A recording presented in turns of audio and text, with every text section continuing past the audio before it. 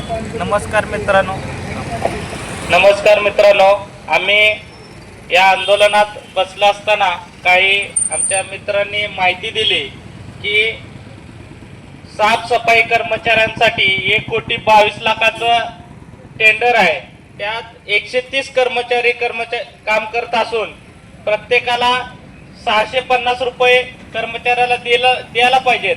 पण हे कॉन्ट्रॅक्टदार प्रत्येक कर्मचाऱ्याला 480 रुपये देतात आणि एका कामगारामागे 170 रुपये ही लोक खातात. तर प्रत्येक दिवसाला 22,100 रुपये ही लोक घोटाळा करतात ह्याच्यामधनं, कर्मचाऱ्यांच्या पगारातनं.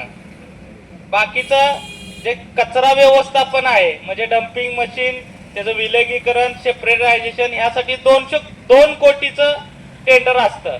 पण त्या 2 कोटीच्या टेंडरमध्ये काय काय प्रोसेस केली जाते हे कोणाला सांगत नाही. तसेच व्हॅक्युम क्लिनरचे जे काय मशीन आहेत त्याचे शासकीय पावती आहे 826 रुपये असताना प्रायव्हेट त्यांना काम देऊन 2,000 रुपये घेतले जातात. जे संडास वगैरे घाण उचलली जाते त्या संदर्भात.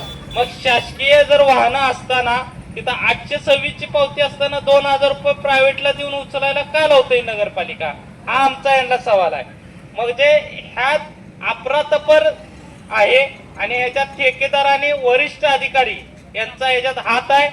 याची निष्पक्षपणे चौकशी होऊन ज्यांनी भ्रष्टाचार केलाय त्यांच्याकडून व्याजासकट पैसे वसूल करावं व तोपर्यंत कॉन्ट्रॅक्टदाराची हे 1,22,00,000चं बिल आणि 2 कोटीचं बिल ही शासनाने सोडू नये.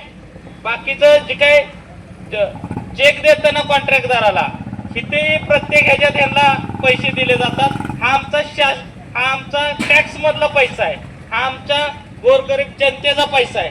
हा पैशाचा पैचा हिसाब आम्ही घेणार आणि जे काय ठेकेदार आहेत त्यांनी हिसाब आम्हाला याचा दिला पाहिजे. धन्यवाद.